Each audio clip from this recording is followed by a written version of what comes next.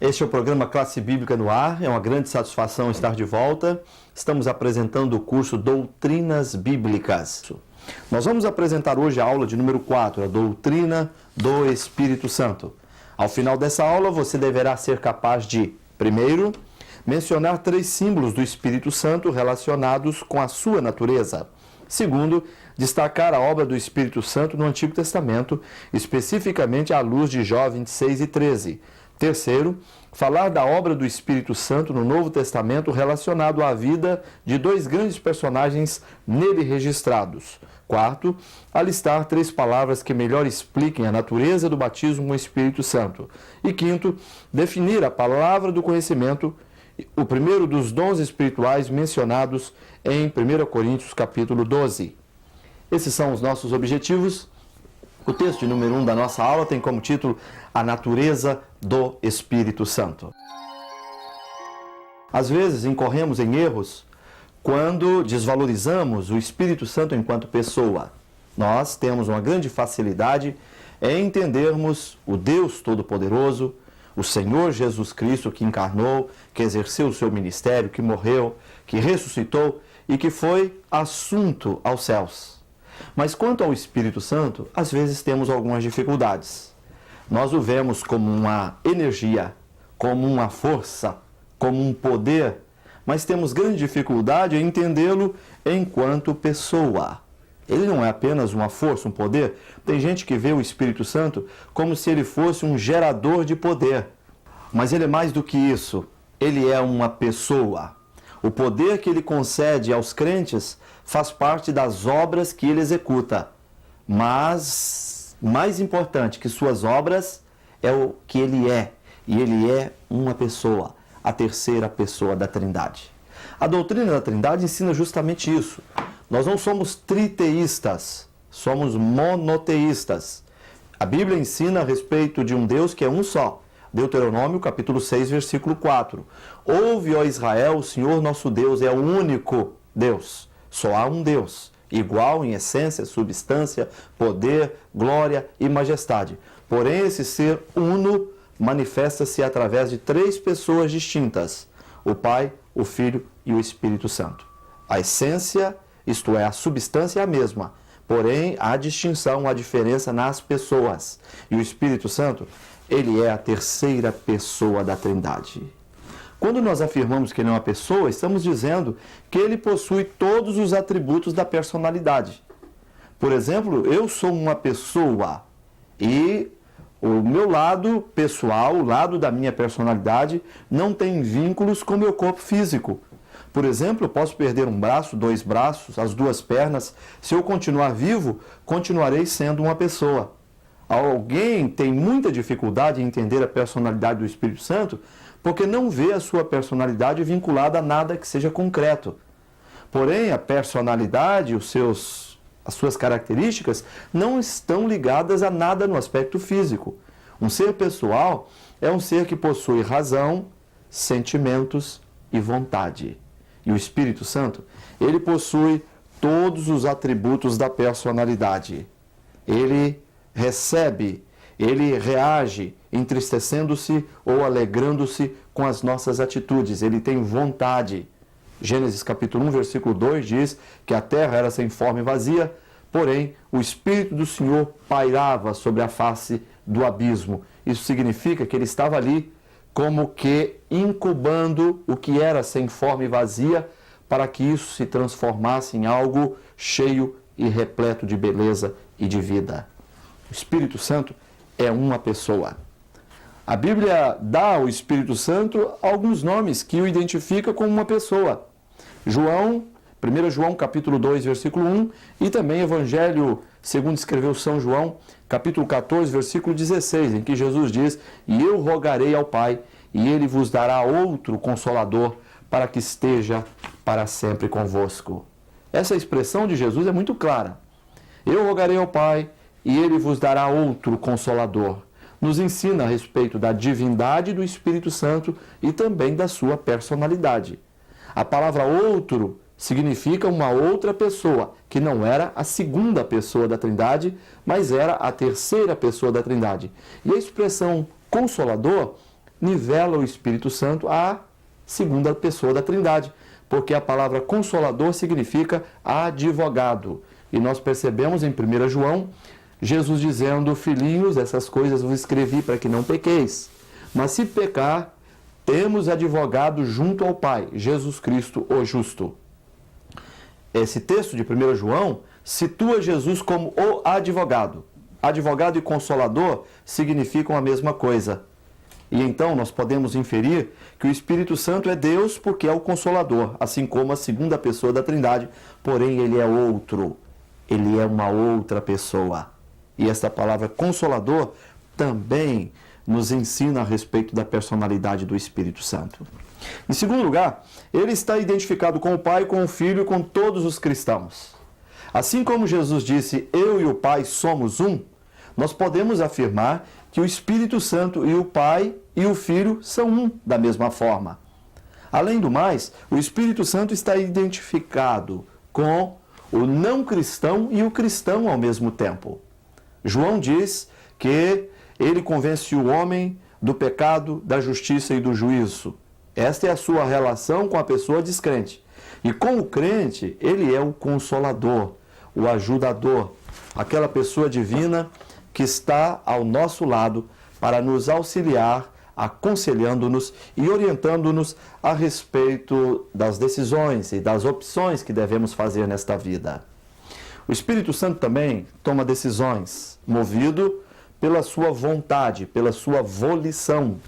Nós percebemos, por exemplo, em Atos capítulo 13, versículo 2, a Bíblia dizendo que aprouve ao Espírito Santo separar a Paulo e a Barnabé. O Espírito Santo deu uma ordem, que Paulo e Barnabé fossem separados para a obra que eles haviam sido chamados. O Espírito Santo é uma pessoa. De tudo que nós falamos até aqui, podemos destacar ainda que ele é o grande ensinador. Jesus disse que ele viria para nos ensinar todas as coisas. Repetindo, ele sente tristeza, ele sente alegria, ele nos revela, ele é o grande intérprete e iluminador das questões mais intrincadas, mais difíceis da Bíblia.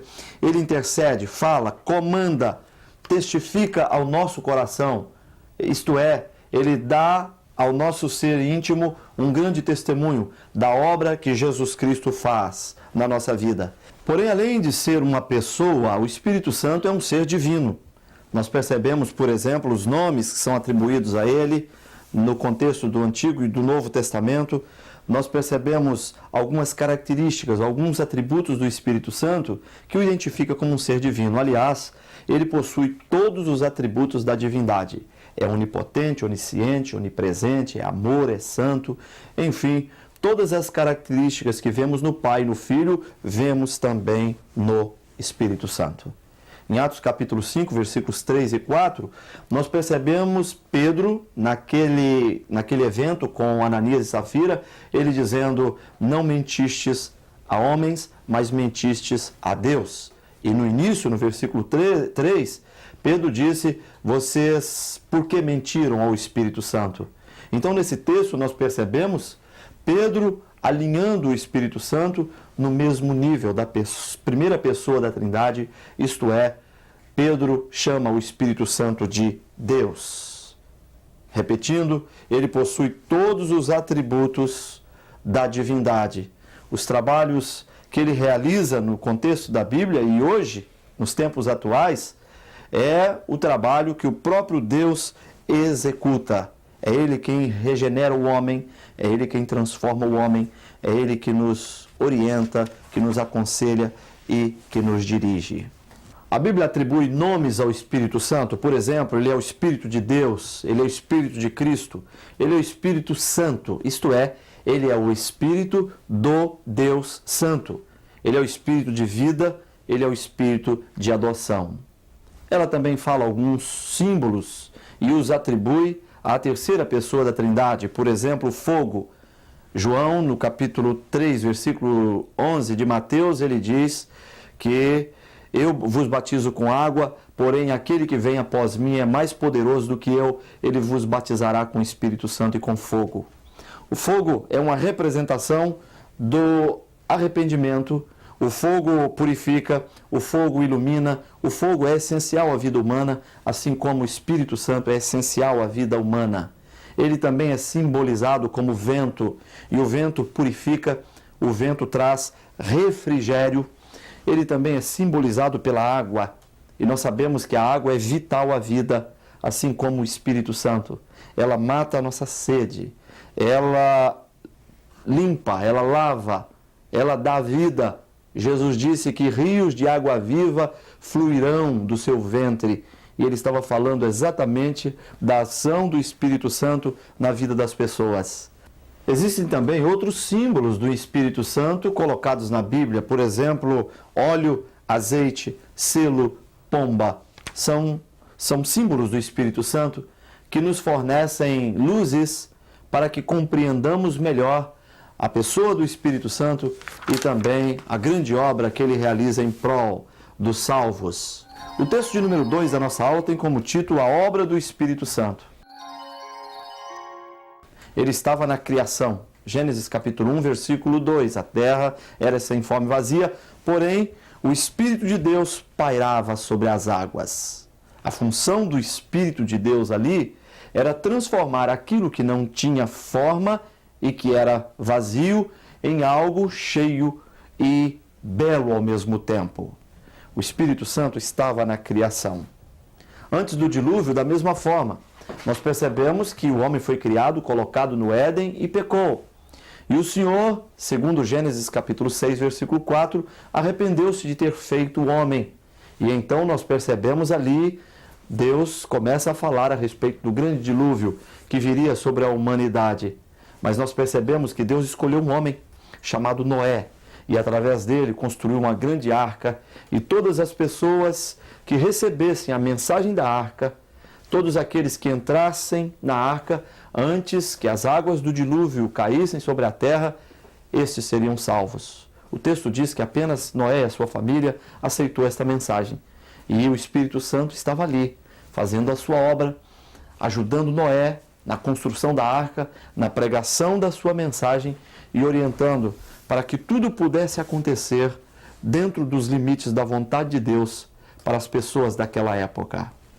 Depois do dilúvio, nós percebemos o Espírito Santo trabalhando na vida dos salvos no Antigo Testamento. Ao estudarmos a história bíblica do Antigo Testamento, nós percebemos que Deus chamou Abraão e constituiu através dele uma família. E Abraão teve um filho chamado Isaque, este gerou a Jacó, e Jacó teve 12 filhos, e estes foram morar no Egito, ali residiram como escravos durante boa parte desse tempo. Aliás, eles ficaram na terra dos faraós durante 430 anos, e então Deus, com mão poderosa, os tirou ali do Egito e os levou para Canaã. Em Canaã estabeleceu-se o período das conquistas. Depois do período das conquistas, tivemos o período dos juízes. Após o período dos juízes, a monarquia de Israel. E aí nós temos a monarquia que começou com Saul, depois Davi, Salomão, e então ocorreu o reino dividido de Israel. E nós temos no livro dos reis e das crônicas a lista de reis das tribos do norte e das tribos do sul. Mas nós percebemos que em todos os momentos dessa história, o Espírito Santo esteve ali. No período dos juízes, por exemplo, às vezes eles estavam escravos de alguma nação vizinha, então o Espírito do Senhor apoderava-se de homens, e então aquele jugo era quebrado e um grande avivamento reinava na nação de Israel. Ao observarmos, por exemplo, a vida de Sansão, o texto não diz que ele era um gigante. Eu creio que ele era um homem comum. E o aspecto singular na vida de Sansão fica justamente por conta dessa expressão. E o Espírito do Senhor apoderou-se de Sansão. E aí ele era capaz de tudo. Ele era capaz de arrancar os portões de Gaza e colocá-lo nos seus ombros e subir um morro, uma montanha enorme, com esse portão nas costas. Ele era capaz de, com uma queixada de jumento, guerrear e matar 1000 homens. Isso acontecia porque o Espírito do Senhor se apoderava dele. O Espírito eterno de Deus estava lá no Antigo Testamento, agindo de uma forma muito poderosa. No relato de reis, profetas, sacerdotes, ali estava o Espírito do Senhor, agindo de uma forma muito especial. O texto de número 3 da nossa aula é uma continuação do texto 2, a obra do Espírito Santo. Assim como ele agiu de uma maneira tão decisiva, tão concreta no Antigo Testamento, ele o fez também no Novo Testamento. Ao iniciarmos as primeiras páginas do Novo Testamento, nós vamos perceber o Espírito do Senhor agindo ali. Em Lucas capítulo 1, versículo 35, nós temos ali a ação do Espírito Santo na encarnação de Jesus. Aquele casal estava preocupado com o que estava acontecendo, mas um anjo lhes disse o seguinte, que o Espírito do Senhor viria sobre eles e a sombra do Altíssimo os cobriria e aquele ser que estava sendo gerado no ventre de Maria seria chamado Filho de Deus. Mas o versículo inicia dizendo que o Espírito do Senhor viria sobre ela. O Novo Testamento, ele relata de forma sobeja a ação do Espírito Santo. Há um personagem no Novo Testamento muito interessante que foi João Batista, o precursor do Messias. E ao lermos sobre as características desse homem, nós percebemos que a principal é a que está em Lucas capítulo 1, versículo 15. Ele era um homem cheio do Espírito Santo. E o fato dele ser cheio do Espírito Santo é que construiu todo o perfil de João Batista. Um homem que tinha uma mensagem de arrependimento contra uma sociedade corrupta e corruptora, com a qual ele se confrontou a todo instante, a que eles se arrependessem e crescem no Evangelho. E ao mesmo tempo, esse homem cheio do Espírito Santo também deu a natureza do seu trabalho. Ele disse que não era o Cristo, mas que ele batizava com água para o arrependimento. Porém, aquele que vinha após ele, ele não era digno de, agachando-se, desatar as suas alparcas. Este sim, ele batizava com o Espírito Santo e com fogo. João Batista, porque era cheio do Espírito Santo, também era alguém consciente da sua missão. Ele tinha vindo como precursor. Ele estava ali para ensinar o caminho de retorno a Deus. Ele tinha total convicção de quem ele era e de quem ele devia anunciar. Ele estava ali para anunciar a vinda do Filho de Deus. E ao estudar a biografia de João Batista, nós percebemos que ele era um homem de extrema coragem. Ele havia confrontado o próprio rei Herodes, que estava naqueles dias possuindo a esposa do seu próprio irmão. E quando ele criticava Herodes, trazendo à luz o seu pecado, com toda certeza isso trazia ódio e profunda antipatia ao coração daquele monarca. E por causa disso ele foi decapitado. Ele perdeu a sua própria vida, mas não negou a sua mensagem e a razão para ele estar ali. O Espírito Santo também esteve de uma forma decisiva na vida de Jesus Cristo. Ele foi concebido pelo Espírito Santo. E no seu ministério, ele foi ungido pelo Espírito Santo. Todas as obras executadas por Jesus na face da terra teve a orientação. Ele foi guiado pelo Espírito Santo. E quando lemos, por exemplo, Lucas capítulo 4, versículo 1, nós percebemos que uma das características de Jesus Cristo, assim como de João Batista, é que ele era um homem cheio do Espírito Santo. Só um homem cheio do Espírito Santo poderia cumprir uma missão tão árdua, tão sacrificial, que Jesus tinha vindo ao mundo para executar. Aqui, ele exerceu o seu ministério. Morreu na cruz do Calvário por nós. Ao terceiro dia ressuscitou. E tudo isso por obra e graça do Espírito Santo. Em relação ao crente, é o Espírito Santo quem regenera, é o Espírito Santo quem o batiza no corpo de Cristo, conforme Gálatas capítulo 3, versículo 27. É o Espírito que faz do crente seu templo, o Espírito habita no coração do crente. É o Espírito quem sela o crente para a salvação. É o Espírito quem proporciona segurança ao crente, fortalecendo, ajudando em todas as circunstâncias. É o Espírito quem produz o fruto no coração do crente. e que o torna alguém com um caráter semelhante ao caráter de Jesus Cristo, e ao Espírito é que também concede dons espirituais ao cristão, chamando-o para o seu serviço.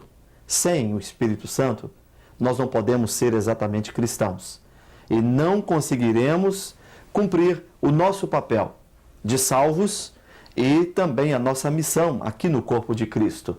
Mas é o Espírito do Senhor é que nos ajuda e a presença dele é vital à nossa existência. O texto de número 4 da nossa aula tem como título Batismo com o Espírito Santo. E eu preciso dizer nessa aula que o batismo é totalmente diferente de qualquer uma outra experiência. Numa versão não pentecostal, se confunde o batismo com o Espírito Santo com a salvação, afirmando que eu recebi o batismo com o Espírito Santo no momento em que fui salvo. Isso não é verdadeiro, porque todas as vezes em que pessoas são batizadas com o Espírito Santo no contexto da Bíblia, essas pessoas já eram anteriormente salvas. Por exemplo, em Atos capítulo 2, quem estavam reunidos ali orando eram os apóstolos e os discípulos. No capítulo 10 de Atos, Pedro vai à casa de Cornélio, eles se convertem, tendo ouvido a mensagem, e então Pedro ora por eles, eles falam em outras línguas e profetizam. No livro de Atos, capítulo 19, da mesma forma, Paulo se apresenta aos efésios, já convertidos, e pergunta a eles: recebestes vós o Espírito Santo quando crestes? E eles afirmam não saber de quem se tratava. Então Paulo pergunta a eles em que batismo foram batizados. Eles afirmam que no de João. Paulo então os batiza na fórmula do batismo cristão e, impondo as mãos sobre eles, eles falam em outras línguas e profetizam. Isso significa que o batismo com o Espírito Santo é uma experiência distinta e subsequente à salvação. É uma dotação de poder que o Espírito Santo concede ao crente. E é uma experiência totalmente diferente da salvação. Nós chamamos a salvação de batismo no corpo de Cristo, conforme Gálatas 3:27. Quando a pessoa é salva, isso significa que ela dá um mergulho no corpo invisível e místico de Jesus Cristo através da obra regeneradora do Espírito Santo.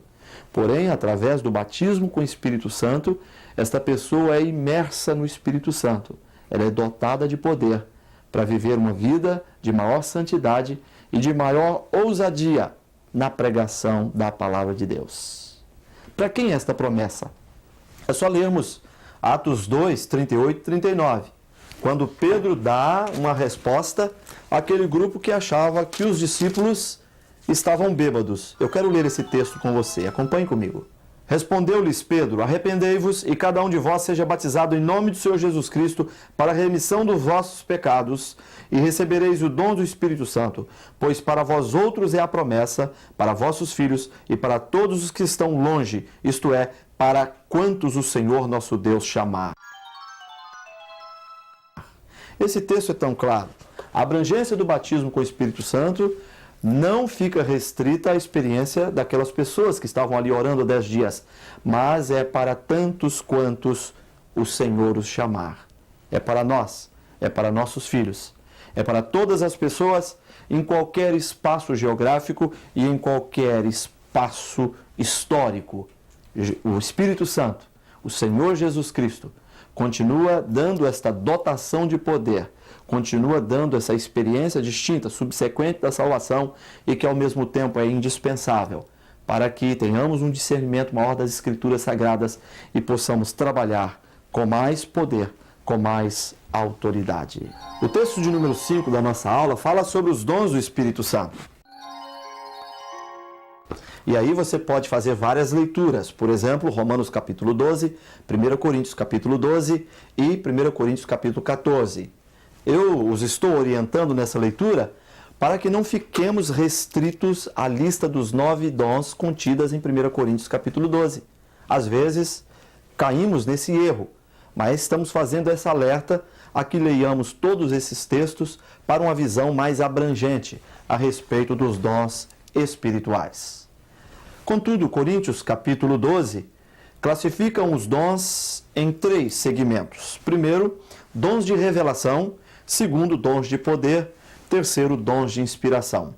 Os dons de revelação são palavra do conhecimento, palavra da sabedoria, discernimento dos espíritos.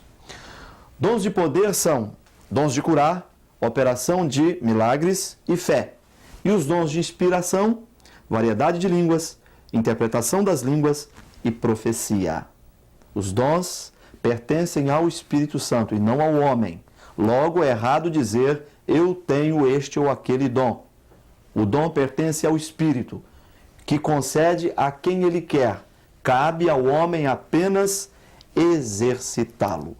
A palavra do conhecimento é aquele vislumbre, é aquela revelação que Deus nos dá de uma realidade escondida, conhecida apenas por Deus ou quem sabe por alguns homens, mas não por nós. Então Deus dá uma palavra do conhecimento. Nós temos diversos textos na Bíblia que nos ensinam exatamente isso. Por exemplo, o profeta Eliseu estava com seu menino Geazi e eles estavam diante dos exércitos da Síria e o menino não via nada e estava amedrontado. Porém, o profeta disse, pedindo ao Senhor que abrisse os olhos daquele rapaz para que ele pudesse ver os exércitos do Senhor que estavam à sua volta. Eliseu estava tendo ali uma palavra do conhecimento. A palavra de sabedoria é esse discernimento, essa capacidade que Deus nos dá de resolver problemas humanamente intrincados e difíceis. Problemas que surgem abruptamente. Então o Espírito do Senhor nos ilumina, dando-nos sabedoria para resolver esse problema. Nós temos em Salomão a grande demonstração desse dom.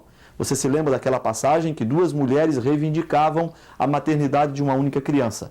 Então ele propôs que aquela criança fosse cortada ao meio com a espada.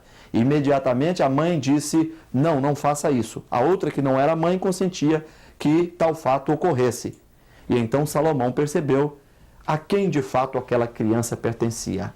Era o dom da sabedoria sendo manifesto. Nós não temos muito tempo para expor cada um desses dons. Contudo, eles são essenciais à vida da igreja. O dom de discernimento dos espíritos talvez seja o principal. E nós temos uma manifestação dele naquele momento em que uma menina tomada por um espírito de adivinhação aproximava-se de Paulo e Silas e dizia, estes são Paulo e Silas, servos do Deus Altíssimo. E como aquela menina os importunava, num determinado momento, Paulo, voltando-se para ela, ele repreendeu aqueles espíritos malignos que estavam falando através dela. E esta moça ficou totalmente liberta. Esse é o dom do discernimento dos espíritos. Ele evita que enganos e enganadores estejam no meio da igreja, levando lucro, semeando o erro e a desorientação para o povo de Deus. Os dons de curar, eles expressam aquela capacidade, aquela virtude que Deus dá a pessoas para orar por os enfermos e eles receberem a cura. O dom da operação de milagres também, não restrito à cura, mas toda espécie de milagres. Deus tem usado pessoas e o Espírito Santo os tem conferido dons espirituais para que eles possam exercer sinais e maravilhas. Eu percebo que os dons, eles estão entrelaçados. Um dom está sempre ligado ao outro. E no relato de Paulo em 1 Coríntios, é exatamente isso que eu percebo. Por exemplo, operação de milagres, ele tem alguma relação com dons de curar. Tem também relação com o dom da fé. Percebemos que um dom, de alguma forma, está vinculado ao outro. Me parece que o Divino Senhor, o Espírito Santo, ele nos concede dons espirituais que estão entrelaçados um com o outro. Por exemplo, o dom da variedade de línguas, que é essa capacidade que Deus nos dá de falar línguas não conhecidas pelos homens. O dom de línguas, ele vem após o batismo com o Espírito Santo. Aliás, falar em línguas é a principal evidência, é a evidência física de que alguém recebeu o batismo com o Espírito Santo. Mas nós temos também o dom da interpretação das línguas. Eu estava falando que os dons estão entrelaçados. Eu só posso interpretar línguas se eu efetivamente sou batizado com o Espírito Santo e conheço o dom de línguas. Interpretação de línguas significa ouvir alguém que está falando numa outra língua e, ao mesmo tempo, ter, pela ação do Espírito Santo, a interpretação do que significam aquelas línguas que estão sendo faladas. Temos também o dom da profecia, que essa capacidade que Deus dá a alguém de falar coisas desconhecidas pelas pessoas e, quem sabe, aspectos direcionados à vida de alguém especificamente. E quanto às profecias, Paulo nos dá algumas exortações. Em primeiro lugar, não desprezá-las. O Senhor continua falando profeticamente e nós devemos abrir o nosso coração para as coisas que o Espírito do Senhor deseja nos falar. Mas o mesmo Paulo diz que as profecias devem ser examinadas. Antes de serem consideradas e aceitas palavras de Deus, elas devem ser examinadas por nós. Depois de cumpridas, elas serão, sim, a palavra de Deus para a nossa vida. Conforme 1 Coríntios capítulo 14, versículo 2, a finalidade da profecia é consolação, exortação e edificação do corpo de Cristo. Chegamos ao final da nossa aula, esperamos que você tenha sido abençoado e queremos contar com a sua audiência para o nosso próximo encontro. Deus te abençoe.